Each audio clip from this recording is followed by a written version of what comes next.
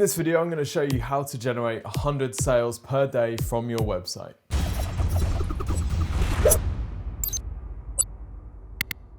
My name's Tim, I'm Head Ninja at Exposure Ninja, which is a digital marketing agency. At Exposure Ninja, we've helped clients get to 100 sales a day. And in fact, we've helped clients surpass that. And we've got clients that sell 2,000 transactions per day. In this video, I'm going to share some of the secrets behind their success and some of the things that trip up businesses that are trying to scale to that level but struggle to do so.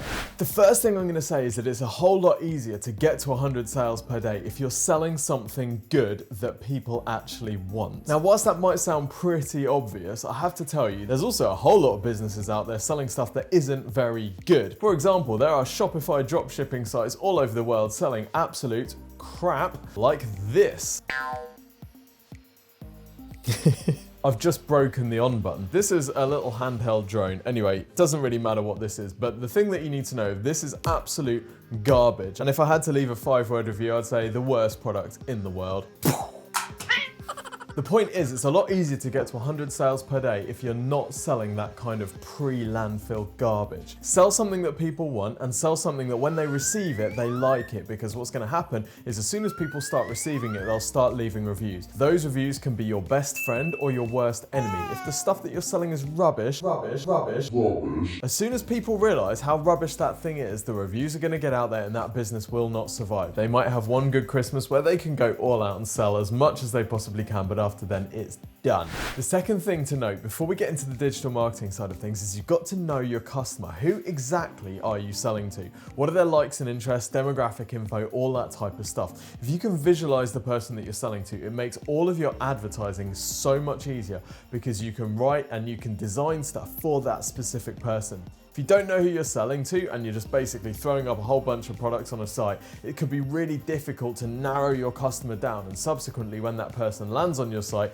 they don't know who it's for because you're not really speaking their language. Okay, now we've got the basics out of the way, let's talk about digital marketing. The first area of digital marketing tricks that we're going to look at is conversion optimization. If we imagine that sending traffic to your website is like pouring water into a bucket, the performance of your website is like the integrity of that bucket, right? And if your bucket's full of holes, it doesn't matter how much water you pour in, you're not going to get any sales out of the back of it. You're never going to get any sales. What? So your website needs to convert a good percentage of visitors into customers. How many? Well, that depends on what you're selling, but a good e-commerce conversion rate to aim for would be anything between, say, 2 and 15%. Broad range, Tim. Yeah, it is. Obviously, the higher your conversion rate is, the more successful your store is going to be, but it's going to be dependent on so many factors like repeat business, the amount of traffic coming in through your blog, and all of that sort of stuff. We talk about bounce rate and conversion rate in other videos, so I'll leave that to those ones. Now, some quick things that you can do to improve your e-commerce site's conversion rate can be things like adding a benefits bar across the top of the site. This is the little bar that sits under the menu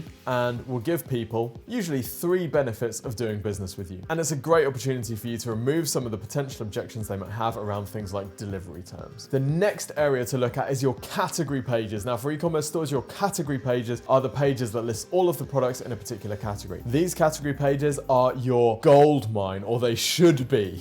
Most of the time, they're not. These category pages are gold because these are often the pages that will be ranking for product category searches. Let's say that I was doing a type on Google for rubbish quality drones. It will be the e-commerce product category page that would show up listing all of the rubbish quality drones that were for sale. Genuinely, I'm not bitter. I was surprised and I found it funny, but I'm not bitter. Your category pages are going to be the pages that drive the most traffic through SEO usually, because these are going to be the pages that rank for a phrase like red shoes, and it'll show all of the different red shoes on your site. Some good tips to make your category pages useful and higher converting as well as better ranking is to make sure that you're including some information on them, right? Imagine that people are going to be coming to your category pages cold. They're not going to be coming through your homepage. They're going to be coming directly into your category page. So that category page needs to set the scene, explain your business a little bit somehow, and also guide people to find the right products for them. That's really important. You can do things things like link to buyer's guides from your category page, and you can also give people a bit of a background to the business and how they might choose from the various products that you have available. Next thing, product pages. Imagine that you were stood in front of someone telling them about the product that you're trying to sell them on your website. How much information would you give them and what questions would they have? Now go to one of your product pages and see if those questions are being answered. Chances are, I bet they are not. If you have a look at most Amazon product pages, you'll see they're incredibly detailed and there's lots of user-generated content on there.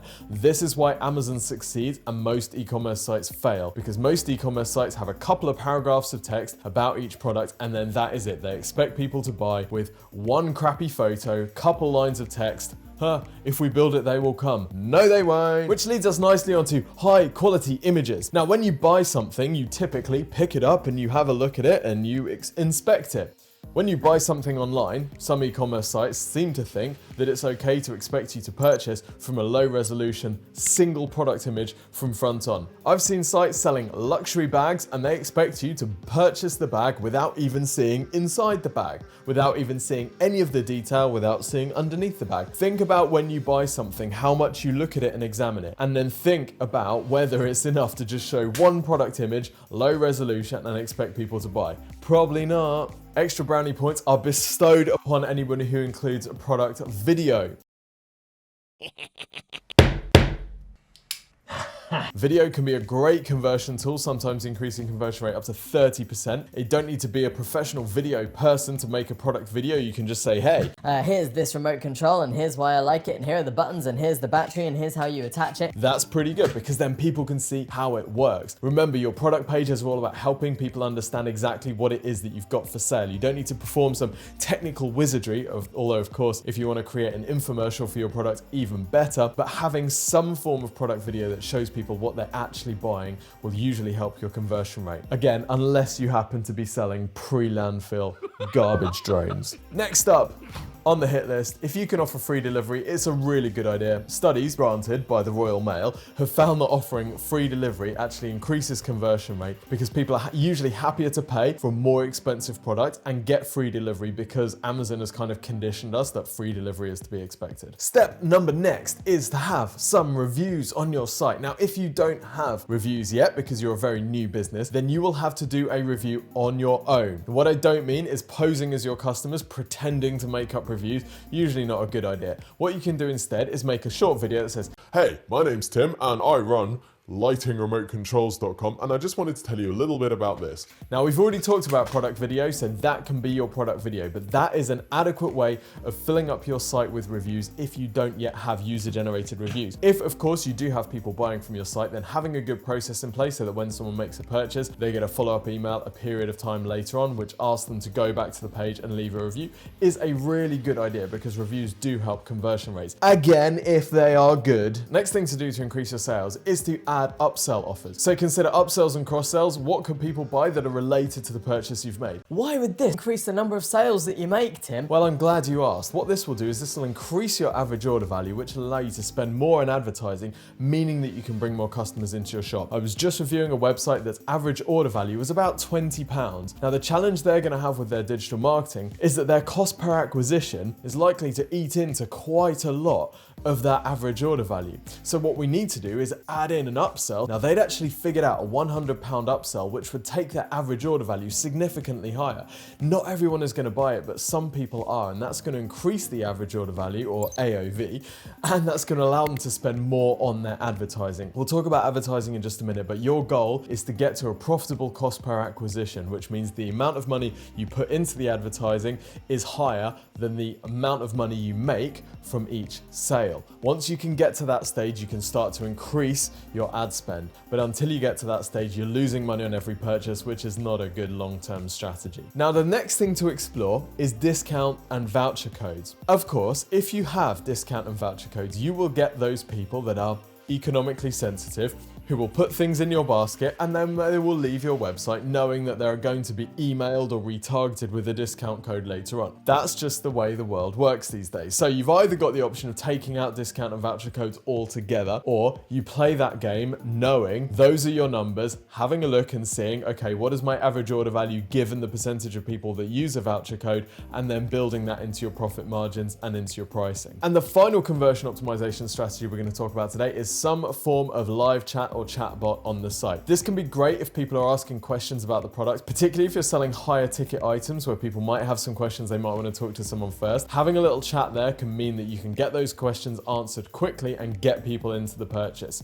This will also show you the areas that you need to cover in more detail in your product descriptions and maybe even your product videos as well, because these people, if they're all saying the same thing, hey Tim, how come I don't know what batteries the thing takes? Well, you know that you can then go into your thing and you can add in the type of batteries that your rubbish drone takes.